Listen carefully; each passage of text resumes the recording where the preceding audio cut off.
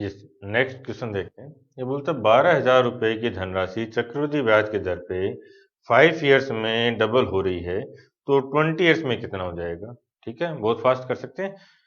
5 साल में डबल है, ठीक है ना, तो इसका डबल करते हैं। 12 का डबल 24, अगले 5 साल में 48, अगले 5 साल में 92 या 96, 48 का डबल हो जाएगा। और फिर एक 5 साल और रह गए, उसमें 96 का डबल 192, ये हो जाएगा आपका आंसर। कर सकते थे, देखो क्या किया। यहाँ समझते हैं। ये बोलता है कि 5 ईयर में डबल हो रहा है आपका पैसा, तो 12,000 है, तो ये 5 साल में डबल हो जाएगा। फिर अगले 5 साल में ये डबल हो जाएगा 48 के। फिर नेक्स्ट 5 ईयर में 96 के। 15 साल हो गए, 20 साल है, तो नेक्स्ट 5 ईयर में 192 के, ये हो जाएगा। आसान था। अब इस क्वेश्चन में, ये तो बहुत आसान था। अब यहाँ पे हम ये समझते हैं कि साधारण ब्याज और चक्रवृद्धि ब्याज दोनों का जो असर है, जो इफेक्ट है, वो कैसा इफेक्ट होता है। ठीक है ना, इसी क्वेश्चन को थोड़ा सा चेंज करता हूं मैं। पहले सपोज हमारे पास 1 लाख रुपए है, ठीक है ना। आज 1 लाख रुपए और अपन 50 साल के लिए ब्याज पे देते हैं किसी को, तो और 5 साल में डबल हो रहा है, तो हम ये मान लेते हैं, तो फिर 2 लाख रुपए हो जाएंगे 5 साल बाद। 10 साल बाद 4 लाख रुपए, 15 साल बाद 8, 20 साल बाद 16 लाख, 25 साल बाद 32 लाख, ये हो जाएगा। ठीक है ना। फिर 30 साल बाद 64, 35 ईयर्स बाद 128, 40 ईयर्स बाद 256, 45 ईयर्स के बाद 512 और 50 ईयर्स 50 साल बाद 1024। ठीक है ना, इतने लाख लैक्स में चल रहा है ये। ठीक है, इतने लाख रुपए हो जाएंगे। यदि हम हमारे पास आज 1 लाख रुपए होते और वो कंपाउंड इंटरेस्ट पे देते, जो कि 5 साल में डबल हो रहा है, तो 50 साल बाद हमारे पास ये अमाउंट होगा। और यदि यही अमाउंट हमने सिंपल इंटरेस्ट पे दिया होता तो क्या होता? देखो, सिंपल इंटरेस्ट में 5 साल में डबल होता है, ठीक है, ये बोल रहा है कि 5 साल में डबल हो जाएगा, और साधारण ब्याज है, तो क्या होता? तो पहले 5 साल में डबल हो जाता, 1 लाख से 2 लाख हो जाते। फिर कम सिंपल इंटरेस्ट में, साधारण ब्याज में क्या होगा कि 5 साल में यदि हमें जो ब्याज मिला है, उतना ही ब्याज अगले 5 साल में मिलेगा।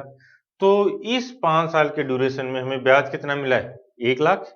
जो ब्याज है उसी की बात करेंगे, तो 1 लाख ब्याज मिला, तो अगले 5 साल में भी 1 लाख मिलेगा, तो 1 लाख और हो जाएगा 3 लाख। फिर अगले 5 साल में 1 लाख और हो जाएगा 4 लाख। अगले 5 साल में 1 लाख 5 लाख, फिर 6 लाख, फिर 7 लाख, फिर 8 लाख, फिर 9 लाख, फिर 10 लाख और 11 लाख। 50 साल बाद साधारण ब्याज पे यदि वो 5 साल में डबल हो रहा है, तो हमारा जो टोटल अमाउंट है वो 11 लाख बन जाएगा। अब हम केवल ब्याज की बात कर लें, ठीक है, केवल ब्याज की बात करें, तो साधारण सिंपल इंटरेस्ट में, साधारण ब्याज में हमें 10 लाख का ब्याज मिला, ठीक है ना। और उधर कंपाउंड में देखते तो 1023 लाख, ठीक है ना, इतना ब्याज मिला। समझ रहे हो? देखो कैसे, क्या दोनों का जो असर है, ड्रेस्टिक इफेक्ट है। और जैसे जैसे ये ईयर्स और बढ़ते जाएंगे, सपोज ये ईयर्स और बढ़ रहे हैं, अगले 5 साल की और बात कर लें, तो यहाँ 11 लाख रुपए मिलेंगे, और यहाँ इसका डबल हो जाएगा 2048।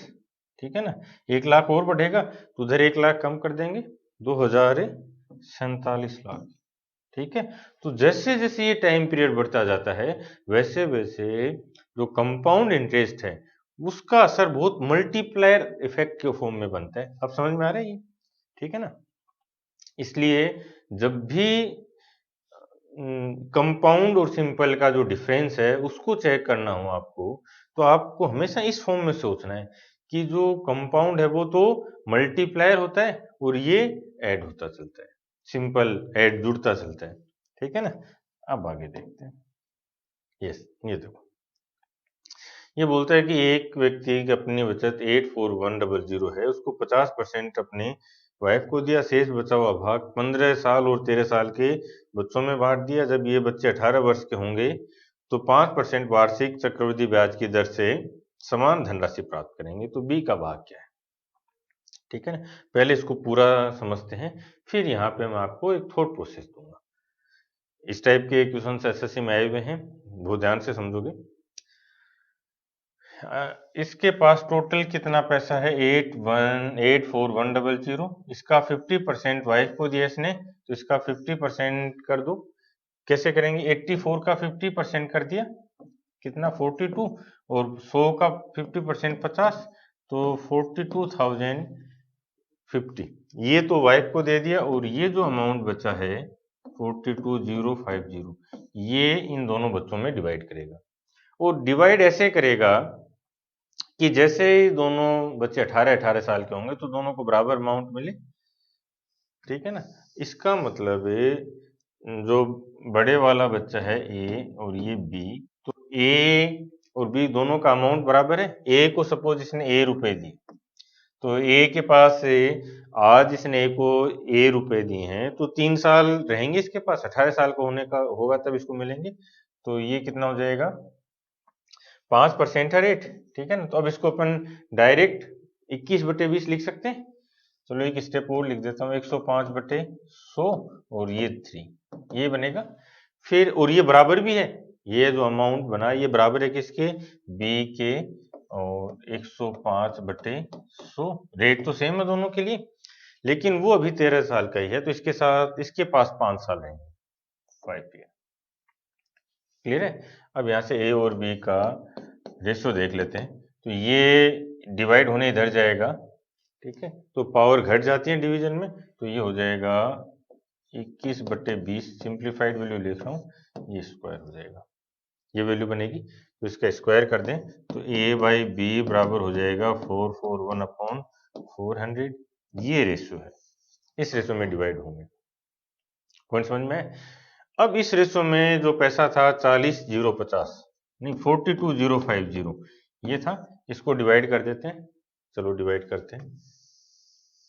ये तो यदि टोटल अमाउंट होता तो ये होता 841 अपॉन, ये कौन से की बात करें? बी के लिए बात करें तो बी को 400 मिलते, यदि टोटल इतना होता। ए को तो 441 मिलेंगे, बी को 400 मिलेंगे, तो टोटल दोनों की बात करें तो दोनों को 841 मिले, तो बी को 400 मिले, लेकिन टोटल कितना दे रहे हैं? 420,050। तो बी को क्या मिलेगा?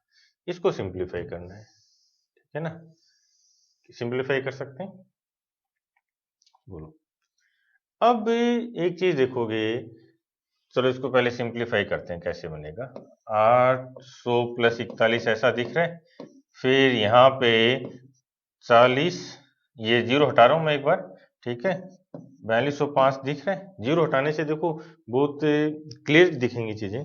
तो 800, और इसको मैं वैसे भी डिवाइड भी कर देता हूँ, 4000 + 205, कितने से मल्टीप्लाई किया हमने इसको?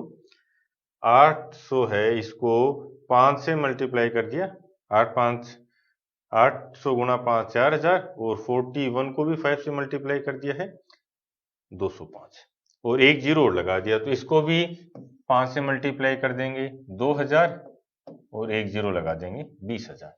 इसका मतलब बी को 20,000 रुपये मिलेंगे। ये कर सकते थे इसको सोल्व, बहुत कॉमन है, एसएससी बैंक में ये आया हुआ है। अब यहाँ पे जो आपका थॉट प्रोसेस होता वो क्या होता, उस चीज पे वर्क करते हैं। देखो एक चीज जो आपको इस क्वेश्चन को देख के समझ में आ जानी चाहिए थी, वो क्या थी? वो तो ये थी कि यदि दो बच्चे हैं, ए और बी, दो लोग हैं, और इसके पास 3 साल के लिए पैसा रहा और इसके पास 5 साल के लिए पैसा रहा, ये हुआ ना, और दोनों को ये अमाउंट बराबर मिल रहा है, दोनों को जो अमाउंट है वो इक्वल है, तो ऑब्वियसली बी को कम मिला होगा। ठीक है ना, बी को जो पैसा मिला होगा वो कम मिला होगा, तभी तो देखो 5 साल बाद में ये इस अमाउंट पे पहुंचेगा, और ए को ज्यादा मिला है पैसा, तो 3 साल में ये उस अमाउंट पे पहुंच गया। एक चीज ये क्लियर हुई। ठीक है। अब यहाँ से जो पहला आर्ग्यूमेंट बनना था आपके माइंड में, वो ये बनना था कि 42050, ठीक है ना, ये दोनों को डिवाइड करें अपन, तो इसमें से और इसका हाफ होता तो कितना हो जाता, 21025 होता ना। यदि दोनों को बराबर बराबर पैसे देता तो 21,025 रुपए मिलते दोनों को, क्लियर है। लेकिन बी को कम मिलेगा, इसका मतलब 21,025, इससे कम है बी का पैसा, क्लियर है पॉइंट।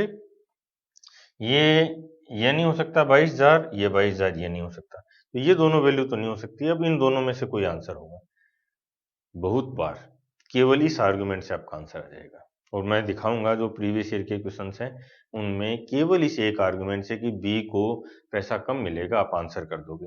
और चेक कर लेना प्रीवियस ईयर में एक चीज, ये अब देखो इससे आपका आंसर आया या नहीं आया, इससे कोई फर्क नहीं पड़ेगा, आपने ऐसा सोचा, ये इंपॉर्टेंट है, ठीक है।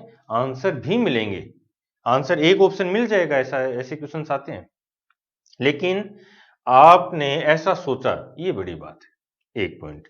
दूसरा देखो, जो अब आपकी जो प्रैक्टिस है वो इस लेवल पे होनी चाहिए कि इन दोनों को हमने ये देखा, ए और बी दोनों के लिए जो ये समझ में आ गया था कि ए को जो पैसा मिलेगा वो ज्यादा मिलेगा, ठीक है ना।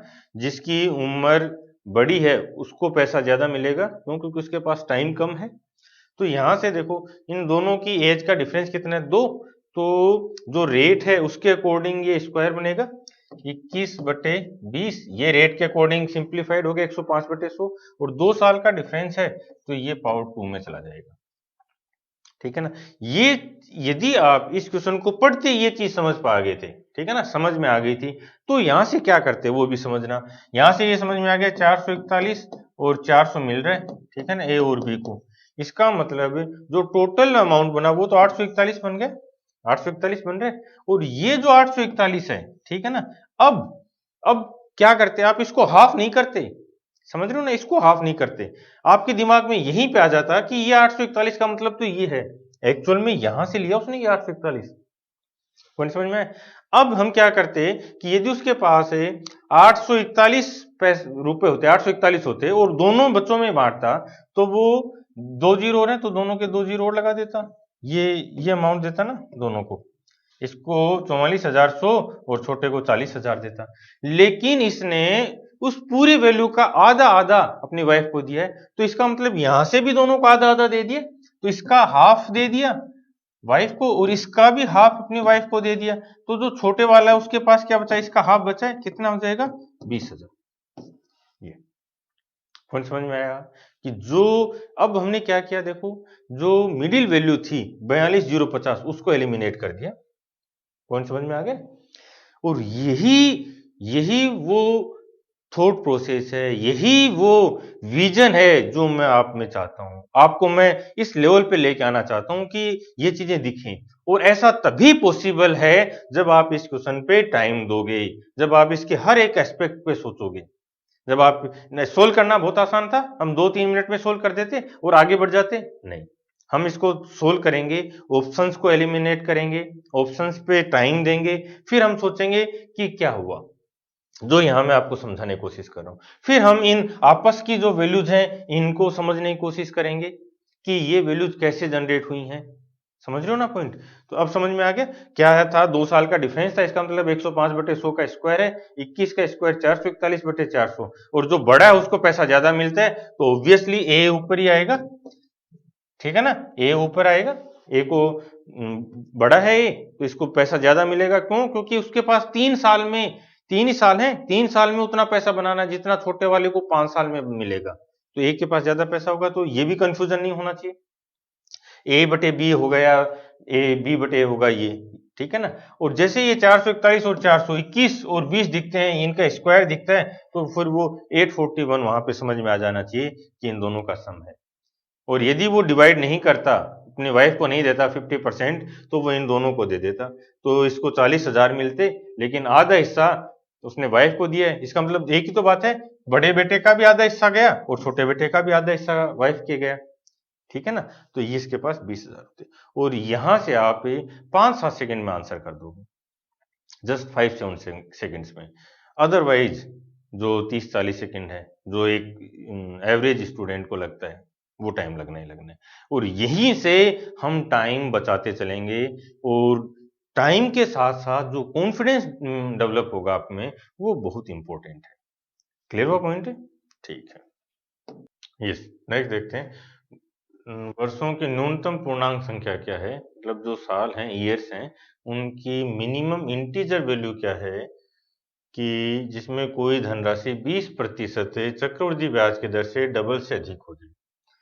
तो ये क्या बोल रहा है कि आपके पास कुछ पैसा है, वो रेट दे रखी है 20%, तो 20% की रेट पे वो डबल बनना है, डबल से अधिक हो जाए। मिनिमम साल कितने कि वो डबल से अधिक हो जाए। चलो, अब एक तो ऑप्शंस को चेक कर लेते हैं। मान लो अब 20% रेट है, तो 20 प्लस 20 प्लस 20, 3 साल की बात करें, ठीक है ना, तो जो इफेक्टिव रेट है 20% की, वो हमने देखा था 4 साल के लिए 20% की इफेक्टिव रेट क्या बन रही थी, 1.0736 ये आ रहा था। इसका मतलब 4 साल में यदि आपके पास 1 रुपए है, तो वो 2 रुपए, एक तो आपका प्रिंसिपल था और ये रेट मिल जाएगी, तो वो 2 रुपए से अधिक हो जाएगा, डबल हो जाएगा। तो देखो, जो अब शायद आप रिलेट कर पाओगे चीजों को, जो वैल्यूज आपने बार बार अप्लाई की हैं, यदि आप अपने माइंड को उन वैल्यूज को, उन कॉन्सेप्ट्स को याद रखना सिखा देते हो, ठीक है ना, तो उसके क्या बेनिफिट्स हैं, ये तो अभी तो स्टार्टिंग है, ठीक है ना। आगे धीरे धीरे बहुत अलग लेवल पे लेके चलेंगे अपन चीजों को, समझेंगे। एक तो चीज समझ में आ गई, ठीक है, कि 4 साल यदि 20% की रेट थी, तो उसमें हमें ये इफेक्टिव रेट ये बनती है, ठीक है। तो ये इफेक्टिव रेट यहाँ पे इसका क्या मतलब है, वो अभी समझते हैं। अपन देखो, ये 1 पॉइंट नहीं है, ये 107 है, ठीक है ना। मल्टीप्लायर की बात करें तो ये परसेंटेज में तो 107.36 हो जाएगा, ठीक है ना। और मल्टीपल की बात करें, मल्टीप्लायर की, तो 1.0736 हो जाएगा। चलो, अब इसको कैसे सोल्व करते हैं, ये वैल्यू सोल्व करते हैं, इसको कैसे बनाएंगे देखना। ये बोलता है कि डबल हो जाता है। सपोज हमारे पास 1 रुपया है और वो 2 रुपए बन जाएंगे, और रेट है 20%, तो 120/100, और ये टी, ये हमें पता नहीं है कि वो टाइम क्या होगा, ये फाइंड करना है। तो यहाँ से अब हम क्या इसको क्या लिख सकते हैं, 1.20 लिख सकते हैं, ठीक है ना। टी की वैल्यू चेक करते चलते हैं कि ये कब डबल के बराबर होगी। यदि 1 साल होता तो ये वैल्यू आती 1.20, यदि ये 2 साल होता, ठीक है ना, तो 1.2 यानी 12 का स्क्वायर कर दें 144, तो ये वैल्यू कितनी बनती, 1.44, यानी 1 रुपए 44 पैसे बन जाते कब, 2 साल में। 3 साल में क्या होता, 1.20 का 3, तो 12 का क्यूब 1728, ये तो याद होना चाहिए भाई, 1728, ठीक है ना, ये याद होना चाहिए 1728। तो ये वैल्यू आ गई। और यहां से क्या आप ये 1.728 को देख के क्या आपको ये वैल्यू भी समझ में आ रही है, 72.8% क्या था, 72.8%, 3 टाइम ड्यूरेशन की इफेक्टिव रेट थी 20% के लिए। अब ये वैल्यू याद होनी चाहिए, 1.20, इसकी पावर 4, इसकी पावर 4 का मतलब है कि 1728 को एक बार 12 से और मल्टीप्लाई कर दें, तो 1728 को 10 से गुणा करेंगे तो 17,280, 12 का मतलब डबल करके और जोड़ दें, तो 1728 का डबल 3456, दिख रहा नहीं है, 17 का डबल 34 और ये 56, ये जोड़ देते हैं 6 3, ये कितना हो जाएगा 702, 20736, ठीक है ना। तो ये हो जाएगा 2.0736, ये पावरफुल हो जाएगी। यानी जब ये t की वैल्यू पावर 4 हो गई है, ठीक है ना, तो ये आपके पास ये वैल्यू आ गई 2.0736, यानी जो आप 2 रुपए चाह रहे थे 1 रुपए की धनराशि पे, वो आपको 4 साल में मिल जाएंगे, उससे थोड़ा सा आगे निकल जाएगा। तो अप्रोक्सीमेट वैल्यू देखें, पूर्णांक वैल्यू देखें, तो 4 ईयर, कम से कम 4 साल पूर्णांक, पूरे पूरे साल की बात करें तो ये आपका आंसर हो जाएगा। अब ये आंसर हम वहां से भी कर सकते थे, क्या जो 20% की 4 वैल्यूज थी, 4 ड्यूरेशन थी, उनकी जो इफेक्टिव रेट ऑफ इंटरेस्ट थी वो यही तो थी 107.36%। अब यदि आपने इस क्वेश्चन को पढ़ते ही मेरे बताने से पहले आप ये समझ पाए थे कि ये 107.36 है, ठीक है ना, तो वो डबल हो रहा है, इसका मतलब आप वास्तव में कॉन्सेप्ट के लिए होते हो और नहीं समझ पाए थे। या अब एक चीज और समझ में आई, जब मैंने वहां पे 20% वाली बात की थी, 20%, 10%, 5% इनकी इफेक्टिव रेट की बात की थी अपन ने, एक टाइम पीरियड, 2, 3 और 4 टाइम पीरियड के लिए बातें की थी, तब आपको बिल्कुल भी आइडिया नहीं होगा कि इस क्वेश्चन में भी वो चीज अप्लाई हो जाएगी। समझ रहे हो ना? क्यों? क्योंकि हमने अभी तक जो पढ़ा है, जिस लेवल पे आपने चीजें पढ़ी हैं या बुक्स में जो चीजें दे रखी हैं, वहां पे कभी भी ये इंटरलिंक नहीं होता। समझ रहे हो? इसीलिए आप सोचते हो वो क्या होता है वहीं खत्म हो जाता है। कि क्या सोचते हैं आप कि मैं 20% के लिए 3 साल की या 1.5 साल की हाफ ईयरली इस टाइप से मैं इनको अप्लाई करूंगा। समझ रहे हो ना? तो मैं क्या चाह रहा हूं, मैं आपको वो विजन देना चाह रहा हूं जहां पे हम किसी एक कॉन्सेप्ट को दूसरी जगह अप्लाई करें। और इवन अभी तो हम सिंपल इंटरेस्ट को सिंपल इंटरेस्ट में, प्रॉफिट लॉस को प्रॉफिट एंड लॉस में, परसेंटेज को परसेंटेज में ऐसे अप्लाई कर रहे हैं। जब हम पूरी मैथ्स पढ़ लेंगे, ठीक है ना, तब यहां मैंने जो कॉन्सेप्ट बताए हैं वो मैं कहीं भी दूसरी जगह भी ले जाऊंगा। समझ रहे हो? जैसे सीपीआर है, सीपीआर को हम कहाँ कहाँ अलग अलग तरह से अप्लाई कर सकते हैं। समझ रहे हो? वैसे ही यहाँ जो चीजें हम समझ रहे हैं उनको कहीं दूसरी जगह अप्लाई कर दूंगा। ठीक है ना? इसलिए बार बार रिवाइज करोगे, सारे वीडियोज को 2-2 3-3 बार देखोगे, नोट्स बनाओगे और जो क्वेश्चंस मैं आपको पीडीएफ दे रहा हूँ उनको एक क्वेश्चन को अलग अलग तरीके से सोल्व करने की कोशिश करोगे। क्लियर है? अब आगे चलते हैं। ये दो तरीका हो गया। ये हमारा एप्लीकेशन थी जो हमारे पहले सोल्व किया था, उस चीज को हमने अप्लाई कर दिया।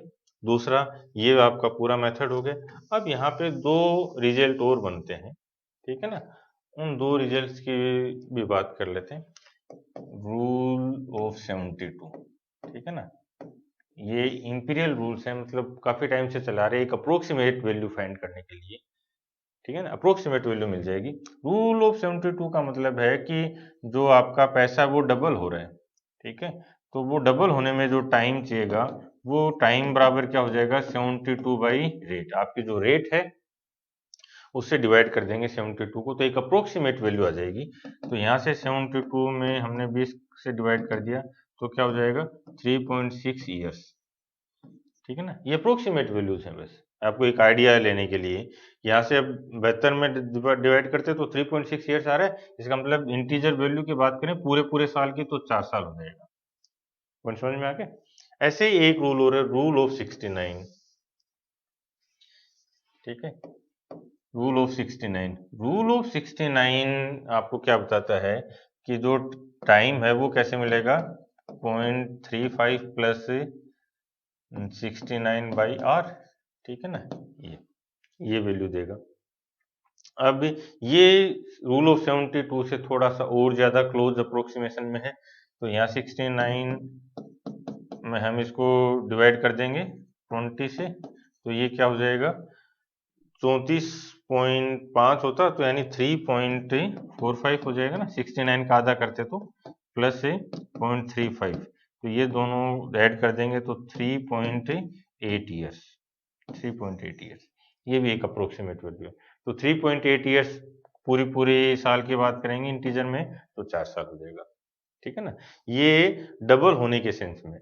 लेकिन ये जो क्वेश्चन है ध्यान रखना, ये क्वेश्चन इतना स्टैंडर्ड है, इतना स्टैंडर्ड क्वेश्चन है कि मोस्ट प्रोबेबली आपको मिलेगा तो 20% रेट के लिए मिलेगा। ठीक है ना, और दूसरी रेट के लिए मिलता है तब भी हम आंसर कर सकते हैं। ठीक है, कोई ऐसा इशू बनेगा नहीं। और मान लो आपको कुछ भी नहीं समझ में आया तो भी आप ऑप्शंस पे जाके भी आंसर कर सकते थे। कैसे करते, देखो यहाँ पे ऑप्शंस पे चलते हैं। मान लो 20% की रेट होती, ठीक है, और साधारण ब्याज होता, ठीक है ना, साधारण ब्याज होता तो 7 साल, 7 साल में कितना मिल जाता, 140, यानी डबल होने के लिए तो हमें 1 रुपया चाहिए, 1 रुपये हमारे पास है, ध्यान से समझोगे, और हमें डबल करने के लिए 2 रुपये चाहिए, जिसमें ब्याज कितना चाहिए, 1 रुपये चाहिए। तो 7 साल होता तो 1.40 मिल जाता, तो ये तो बहुत ज्यादा हो गया, ठीक है। 9 साल 1.80 मिल जाता, नहीं। और सिंपल साधारण ब्याज की बात करते तो 5 साल में, ठीक है ना, 5 साल में डबल हो जाता, सिंपल इंटरेस्ट पे 5 साल में आपका पैसा डबल हो जाता। तो एक चीज तो समझ में है कि 5 साल से तो कम लगेगा टाइम, क्योंकि कंपाउंडिंग है। तो 3 और 4 ये 2 ऑप्शन बचते हैं। लेकिन 3 में क्या हो रहा है कि 3 साल की बात करें, 20-20-20, ठीक है ना। तो साधारण ब्याज की बात करते तो 60 रुपए मिल जाता ब्याज, 60 रुपए। और कंपाउंड की बात करें तो वो 100 रुपए मिल जाता, ठीक है। इतना डिफरेंस नहीं आता, क्यों? क्योंकि अब जो कंपाउंडिंग है 3 साल में, वो 3 साल की कंपाउंडिंग बहुत कम है। ऐसा नहीं है कि वो 60 रुपए साधारण ब्याज पे तो 60 रुपए मिले और कंपाउंड पे आपको 100 रुपए मिल जाए, इतना डिफरेंस नहीं आता 3 साल में, ठीक है ना। तो आपका आंसर ये 4, ये आर्गुमेंट से भी चला जाता। अब समझ में आ रहा होगा आपको कि क्यों मैं सिंपल कंपाउंड पे इतना फोकस करने के लिए बोलता हूँ, दोनों को आपस में रिलेट करने के लिए, या हर एक क्वेश्चन पे टाइम देने के लिए। उससे क्या होगा, आपका एक विजन डेवलप होगा। और वहां से जब हम, सपोज ये नहीं पता होता और ऐसे डायरेक्ट आता, तब भी हम कुछ सोच सकते हैं, ऑप्शन से हेल्प ले सकते हैं। और जब ऑप्शन दूर दूर हों तो हम डायरेक्ट ही कर सकते हैं। क्लियर हुआ ये? अब आगे चलते हैं।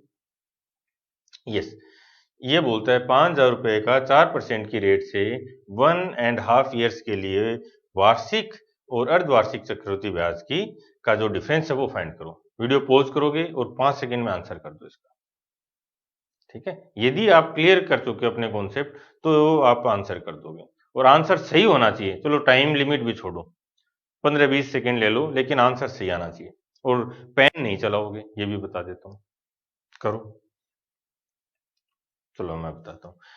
ये बोलता है कि 4% की रेट है, ठीक है। तो इसको दो तरह से वो कंपाउंडिंग करता है, एक तो ईयरली करता है। तो ईयरली करता है तो पहले साल 4% लगाएगा, और दूसरा जो 6 मंथ है, आधा साल बचा ना, उसके लिए वो इस रेट को हाफ कर देगा, 2%।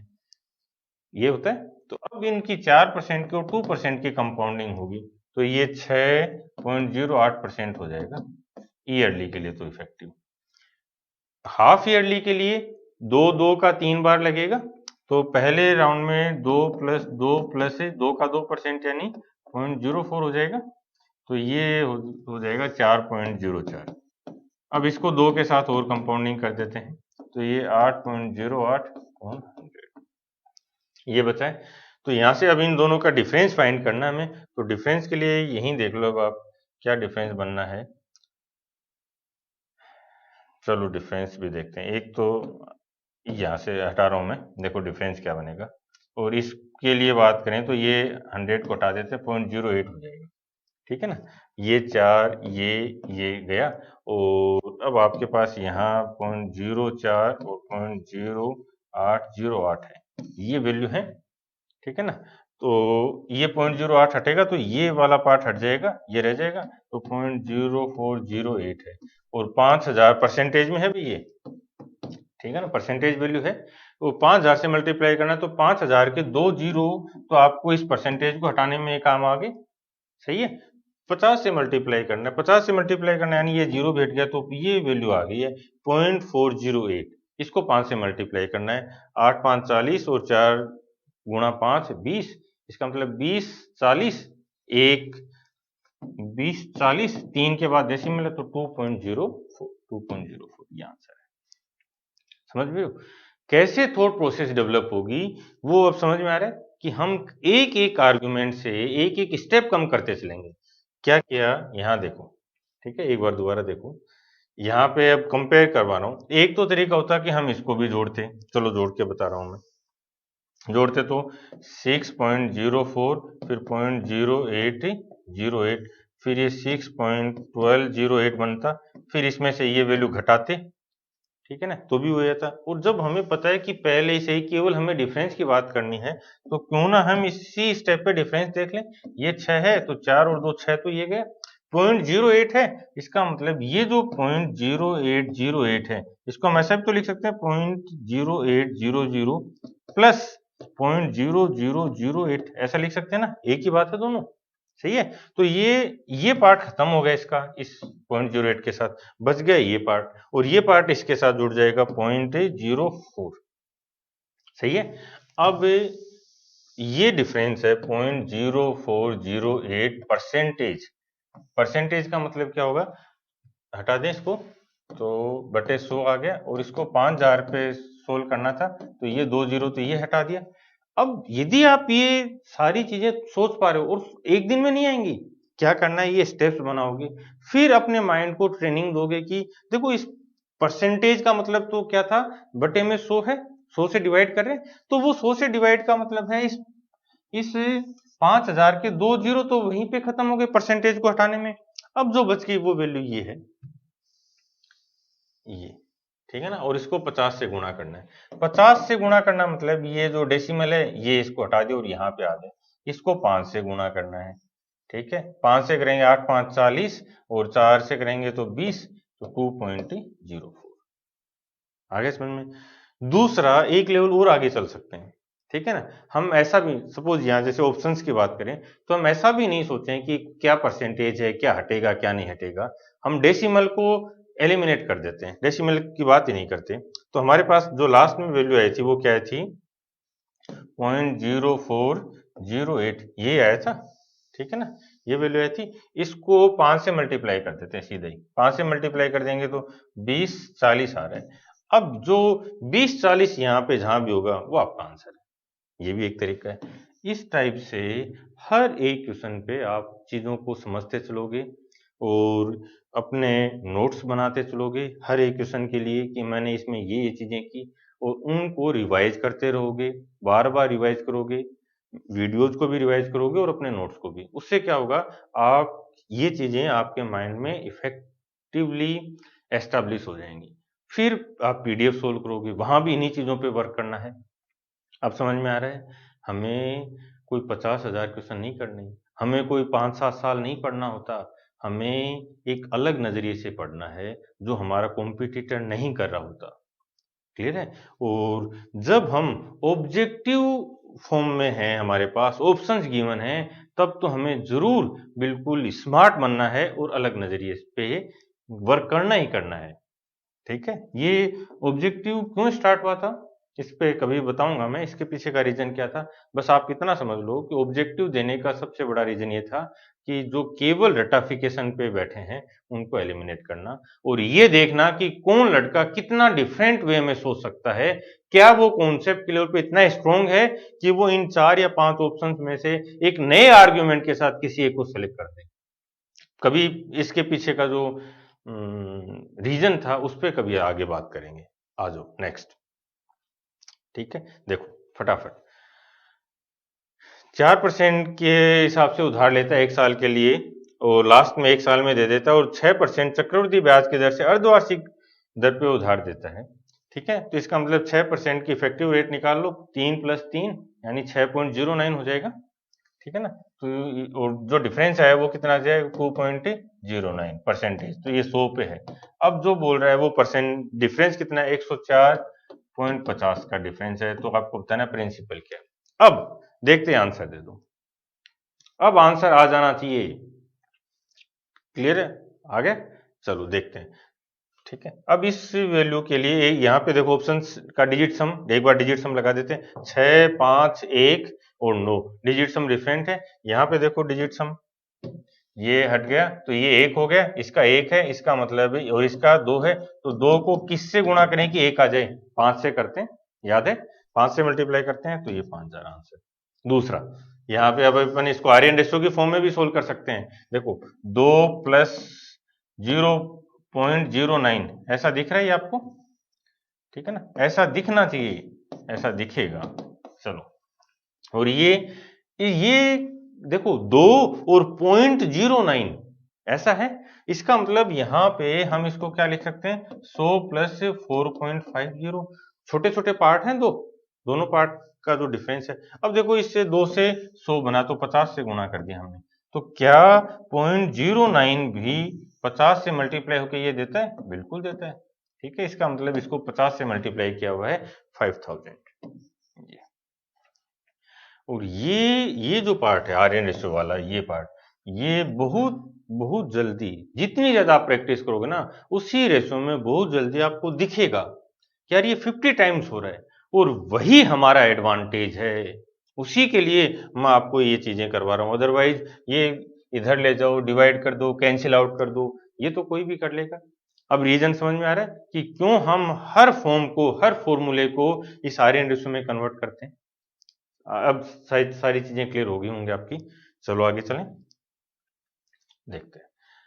ठीक है, ये बोला 3903 रुपए हैं। ए और बी को डिवाइड करना है कि 7 साल के अंत में ए का हिस्सा 9 साल के अंत में बी के हिस्से के बराबर। अब दोबारा वही थॉट प्रोसेस पे वर्क करना है, और जो रेट है वो क्या है? 4% है। ठीक है, रेट 4% है। इनकी जो ईयर्स है उनका डिफरेंस कितना है? 2, और ए का टाइम कम है, इसका मतलब ए का पैसा ज्यादा है, तो ए बाई बी। और रेट क्या है? 4 है तो 104/100, तो 26/25, और ये 2 साल का डिफरेंस है तो स्क्वायर। ये सिंप्लीफाई करना है। अब यहाँ पे देखते ही क्या चीज समझ में आई? एक तो कि जो b की वैल्यू आएगी वो b की वैल्यू 25 है। ठीक है, इसका मतलब b की वैल्यू 25 का मल्टीपल है। तो 25 का मल्टीपल देख लो, लास्ट में 2 डिजिट मल्टीपल डिविजिबल होनी चाहिए इसे, लास्ट की 2 डिजिट 25 के मल्टीपल होनी चाहिए आंसर। यदि आप इस लेवल पे समझ पा रहे हो, इस लेवल पे इफेक्टिव बनते जा रहे हो, तब आपका मुकाबला नहीं है। और मैं यही चाहता हूं कि मेरे हर स्टूडेंट का कोई दूसरा मुकाबला न कर पाए। ठीक है ना, कोई मुकाबला नहीं कर सकता हमारा, उस लेवल पे कॉन्सेप्ट लेके चलेंगे। अब इसको पूरा भी सोल्व करके बता देता हूँ, आओ। ठीक है, यहां से अब जो जो मैं बोलता हूं ना, उन चीजों को पकड़ना शुरू करो। क्या क्या बोला? कि 2 साल का डिफरेंस है, इसका मतलब स्क्वायर बनेगा, एक चीज। फिर एक के पास टाइम कम है, इसका मतलब एक का पैसा ज्यादा है। क्लियर हुआ? अब देखो कि, और आप देखोगे कि चीजें घूम फिर के वही आनी है। 26 का स्क्वायर 576 या 676, 24 का स्क्वायर था 576, 676, और ये 625। क्लियर? और चलो अब इन दोनों को ऐड कर देते हैं। टोटल ए को 676 मिलेंगे और बी को 625 मिलेंगे। अब दोनों को ऐड कर देते हैं, तो 1300 कितना हो गया? ये 1301 हो गया। यदि टोटल 1301 रुपए हैं, ठीक है ना, यदि टोटल 1301 रुपए हैं तो बी को 625 मिलते हैं। लेकिन वास्तव में टोटल कितने हैं? 3903 हैं। कितना टाइम्स हो रहा है? 3 टाइम्स, तो इसका भी 3 टाइम्स हो जाएगा। 1875 बी का हिस्सा है, ए का हिस्सा 673 का 3 टाइम्स हो जाएगा। ठीक है ना, इसका 3 टाइम्स, क्योंकि इसको 3 टाइम्स किया तो इसका भी 3 टाइम्स हो जाएगा। ये पॉइंट समझ में आ गया? अब ये बोलता है कि मान लो कि डिफरेंस कितना है, तो डिफरेंस भी यहीं पे जैसे ही हमने देखा, देखो डिफरेंस की बात करता है, ए और बी के का जो डिफरेंस है वो क्या होता, तो हम क्या करते, यहीं पे डिफरेंस की बात करते अपन। ठीक है ना, ये देखो, ये यहाँ का इनका डिफरेंस देखो 25, और इनका दोनों का डिफरेंस 51 है। अब एक चीज और बताता हूँ, ठीक है ना, यहीं पे देखो, इसको मैं हटा रहा हूँ, ये स्टेप नहीं की, क्योंकि 26 और 25 का स्क्वायर है, ये तो बहुत आसानी से मैं याद था। ठीक है ना, तो यहाँ पे हम कॉन्सेप्ट क्या अप्लाई करते हैं। सपोज ये बोलता कि 126 और 125 होता, तो और पूछता कि डिफरेंस बताओ इनका। ठीक है ना, यदि ऐसा होता तो तब क्या हम 126 का स्क्वायर फाइंड करते और 125 का स्क्वायर फाइंड करते? नो, नहीं। इनका डिफरेंस की बात की थी, तो हमें पता है कोई भी दो क्रमागत स्क्वायर्स होते हैं, कंसेक्यूटिव स्क्वायर नंबर्स होते हैं। ठीक है, बता चुका हूं मैं ये पहले, कंसेक्यूटिव स्क्वायर नंबर्स होते हैं तो उनका डिफरेंस उन दोनों नंबर्स का सम होता है। 25 और 26 का सम कितना है? 51। तो इनका डिफरेंस 51 है। अब बता सकते हो 126 का स्क्वायर और 125 का स्क्वायर का डिफरेंस क्या है? बोलो। ये तो 51 हो गया और 100 और हो गए। ठीक है ना, तो कितना हो जाएगा? इन दोनों का सम, इन दोनों का सम 126 प्लस 125, तो 251 हो जाएगा।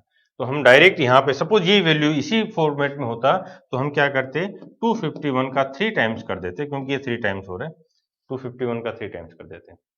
अब एक चीज और समझ में आई कि कैसे हम जो अलग अलग दूसरे कॉन्सेप्ट को यहाँ पे अप्लाई करें। स्क्वायर की प्रॉपर्टी थी और यहाँ पे अप्लाई हो गई, ठीक है ना। तो इसी टाइप से चीजों को इंटरलिंक करते सीखना है। मेरी जिम्मेदारी है, मैं सिखाऊंगा। लेकिन मैं आपसे क्या चाहता हूँ, मैं आपसे ये चाहता हूँ जो वीडियो जो मटेरियल मैंने दे दिया उस पे उतना टाइम दो, रिवाइज करो और उसी तरीके से सोचना शुरू करो।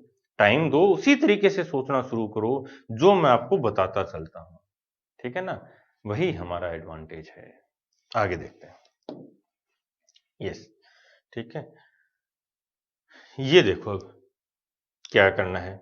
20 और 22 है, ठीक है। मैं अभी चलो मैं बोल के बताता हूँ फटाफट, आप सोचना। 20 है तो 5 साल, उसका 3 साल का डिफरेंस है, यानी वो जो डिफरेंस है वो तो यहीं से क्लियर हो गया, 2 साल का डिफरेंस है। 5% है, इसका मतलब है। और इसको जो पहला है ए, इसको ज्यादा मिलेगा, बी को कम मिलेगा। समझ में आया? अब देखो कि 5% है, इसका मतलब 21/20, 21 का स्क्वायर 441/400, 441/400 में मिलेगा। यदि 841 होता तो बी को 400 रुपए मिलता, लेकिन ये तो 1682 है, 841 का डबल है तो 400 का डबल मिलेगा, बी को 800 रुपए, बी को 800 रुपए मिलेंगे, ठीक है। अच्छा, ए छोटा है तो ए, ठीक है कोई नहीं, ए यहाँ पे इस बारे छोटा दे रखा है तो ए को कम मिलेगा। नहीं, ए को कम क्यों मिलेगा?